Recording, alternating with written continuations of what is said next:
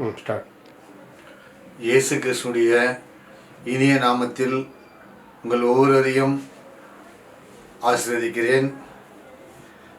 பரிசுத்த வேதாகமத்திலிருந்து அப்போஸ்தலர் நடவடிக்கைகள் புஸ்தகம் 21ஆம் அதிகாரம் 10 முதல் 13 வசனங்களை நான் இப்பொழுது வாசிக்கிறேன். நாங்கள் அநேக நாள் அங்கே தங்கியிருக்கையில் அகபு என்னும் பெயர் கொண்ட ஒரு தீர்க்கதரிசி யூதேயாவிலிருந்து வந்தான். அவன் எங்களிடத்தில் வந்து பவுலினுடைய கச்சியை எடுத்து தன் கைகளையும் கால்களையும் கட்டிக்கொண்டு, இந்த கச்சியுடையவனை எருசலேமில் உள்ள யூதர் இவ்விதமாய் கட்டி புறஜாதியார் கையில் ஒப்பு கொடுப்பார்கள் என்று பரிசுத்த ஆவியானவர் சொல்லுகிறார் என்றான். இவைகளை நாங்கள் கேட்டபொழுது எருசலேமுக்கு போக வேண்டாம் என்று நாங்களும் அவ்விடத்தாரும் அவனை வேண்டிக் கொண்டோம். அதற்கு பவுல், நீங்கள் அழுது என் இருதயத்தை ஏன் உடைந்து போக பண்ணுகிறீர்கள்?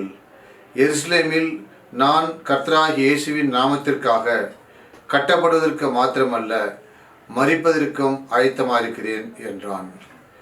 இந்த வசனம் என்ன சொல்லுகிறது என்றால், அகபு என்னும் பெயர் கொண்ட ஒரு தீர்க்கதரிசி யூதேயாவிலிருந்து அப்போஸ்தலரிடத்தில் வந்தார். அவன் எங்களிடத்தில் வந்து அப்போஸ்தலனாகிய பவுலுடைய கச்சியை எடுத்து தன் கைகளையும் தன்னுடைய கால்களையும் அகபு என்கிற தீர்க்கதரிசி கட்டிக்கொண்டு, இந்த கச்சியை உடைய அப்போஸ்தலனாகிய பவுலை எருசலேமில் உள்ள யூதர் இவ்விதமாய் கட்டி புறஜாதியார் கைகளில் ஒப்பு கொடுப்பார்கள் என்று பரிசுத்த ஆவியானவர், ஹோலி ஸ்பிரிட் சொல்லுகிறார் என்றான். இவைகளை நாங்கள் கேட்டபொழுது அப்போஸ்தலனாகிய பவுலை எருசலேமுக்கு போக வேண்டாம் என்று நாங்களும் அவ்விடத்தாரும் பவுலை வேண்டிக் கொண்டோம். அதற்கு பவுல், நீங்கள் அழுது என் இருதயத்தை ஏன் உடைந்து போக பண்ணுகிறீர்கள்? பவுல் எப்படி சொல்றாருனாக்கா, நீங்கள் அழுது என் இருதயத்தை ஏன் உடைந்து போக பண்ணுகிறீர்கள்? எருசலேமில் நான் கர்த்தராகிய இயேசுவின் நாமத்திற்காக கட்டப்படுவதற்கு மாத்திரமல்ல, மரிப்பதற்கும் ஆயத்தமாக இருக்கிறேன். அதாவது Jerusalem not only bound to me but also die in the name of Lord Jesus Christ. Paul என்ன வைராக்கம் சொல்றார் பாருங்க. நீங்கள் அழுது என் இருதயத்தை ஏன் உடைந்து போக பண்ணீர்கள்? ஆண்டவராகிய இயேசு கிறிஸ்துவுக்கு கிறிஸ்து இயேசு என்று திருஷ்டாந்தப்படுத்துவதற்கு, கிறிஸ்துனுடைய சுவிசேஷத்தை அறிவிப்பதற்காக, கிறிஸ்துனுடைய நற்செய்தியை அறிவிப்பதற்காக அப்போஸ்தலனாகிய பவுல் வைராக்கியம் கொண்டு எப்படி சொல்றார்? ஆண்டவர் மேல் இருக்கிற வாஞ்சி நிமித்தமாக, இயேசு கிறிஸ்துவின் மூலமாக இருக்கிற அன்பின் நிமித்தமாக, அவர் இயேசு கிறிஸ்துனுடைய சுவிசேஷத்தின் நிமித்தமாக எப்படி சொல்றாருனாக்கா, நீங்கள் அழுது என் இருதயத்தை ஏன் உடைந்து போக பண்ணீர்கள்? ஒரு கேள்வி கேட்கிறார். அது மட்டுமல்லாமல், அதாவது எருசலேமில் இயேசு கிறிஸ்துடைய நாமத்திற்காக நான் கட்டப்படுவதற்கு மாத்திரமல்ல, அதாவது இயேசு கிறிஸ்துடைய நாமத்திற்காக நான் கட்டப்படுவதற்கு மாத்திரமல்ல, நான் மரிப்பதற்கும் ஆயத்தமாக இருக்கிறேன். அதான் ஏற்கனவே அவர் சொன்னார், கிறிஸ்து எனக்கு ஜீவன், சாவு எனக்கு ஆதாயம் என்று சொன்னார். அப்போஸ்தலனாகிய பவுல் ஆண்டவராகிய இயேசு கிறிஸ்து எந்த நொடிப்பொழுதில் எடுத்துக்கொண்டாரோ அந்த நொடிப்பொழுது முதல் தான் மரிக்கிற வரையில் கூட அவர் என்ன சொன்னாரா, கிறிஸ்து எனக்கு ஜீவன், சாவு எனக்கு ஆதாயம் என்று சொல்லி தன்னுடைய வாழ்க்கையிலே அவர் நிரூபித்து காட்டினார். அது மட்டுமில்லாமல் அவர் என்ன செய்தார்கள்னா, அந்த ரோமர்கள் என்ன செய்தார், அவரை அப்போஸ்தலனாகிய பவுலை ஒரு வனாந்தரமான இடத்துக்கு கொண்டு போனார்கள். வனாந்தரமான இடத்திற்கு அந்த சோல்ஜர்ஸ் எல்லாம் கொண்டு போயிட்டு அவருடைய கழுத்தை தனியாக, அதாவது கழுத்து தனியாக பாடி தனியாக கட் பண்ணாங்க. கட் பண்ணிட்டு அப்போ அதுதான் அவர் சொன்னது அவர் வாழ்க்கையில் நிறைவேறுது. கிறிஸ்து எனக்கு ஜீவன், சாவு எனக்கு ஆதாயம். அதாவது கிறிஸ்துவுக்காக நான் மரிப்பதற்கு கட்டப்படுவதற்கு மாத்திரமல்ல, மரிப்பதற்கும் ஆயத்தமாக இருக்கின்ற அப்போஸ்தலர் நடவடிக்கைகள் 21ஆம் அதிகாரம் 13வது வருஷத்திலே அவர் தன்னுடைய வாழ்க்கையிலே தான் சொல்லியபடி அதை செய்து காட்டினார்.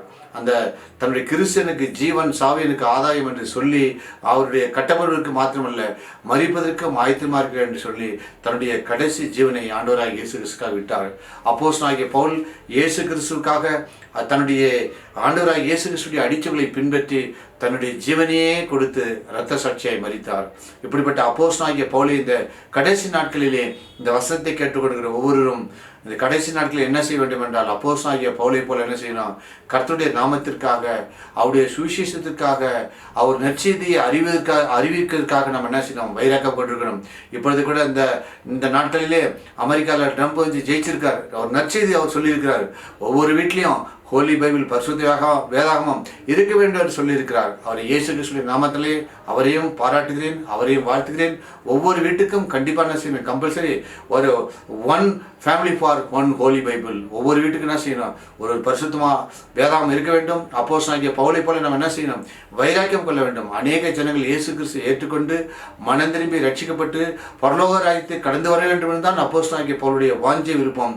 அப்போஸ்தலனுடைய அடிச்சொலை பின்பற்றி நாமும் என்ன செய்ய வேண்டும் என்றால் அவருடைய சுவிசேஷத்தை குறித்து, இயேசு கிறிஸ்துவின் நாமத்தை குறித்து, அதாவது அவருடைய நற்செய்தி குறித்து நாம் வைராக்கம் பாராட்டுவதாக காணப்பட்டு அநேகருக்கு நற்செய்தியை அறிவித்து அவர்களை பரலோகத்துக்கு நேராக திருப்பக்கூடிய பிள்ளைகளாக இந்த கடைசி காலத்தில் நாம் இருப்போமாக என்று சொல்லி இந்த வசனத்தை முடிக்கிறேன்.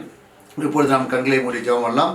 ஜீவனில் எங்கள் நல்ல பிதாவே, இந்த வசனத்தை கேட்ட ஒவ்வொருவரையும் இயேசு கிறிஸ்துவின் நாமத்தினாலே தனித்தனியாய் பெயராய் ஆஸ்வதிக்க முடியாது நான் செபிக்கிறோம். ஆண்டவரே, இந்த வசனம் உடைய ஆவியாத்மா சரித்திரை கிரியை செய்து உடைய நாமத்தை மையப்படுத்த கிருபை செய்யுங்க.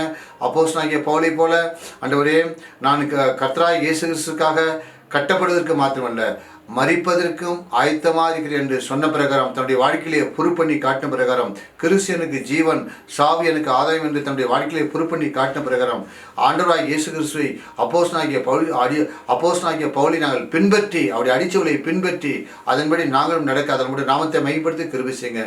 ஒவ்வொருவரையும் ஆஸ்வதிங்க. இயேசு கிறிஸ்துடைய நாமத்தினாலே தாழ்மையோடு வேண்டுகிறோம். ஜீவனில் எங்கள் நல்ல பிதாவே, ஆமீன். God bless you.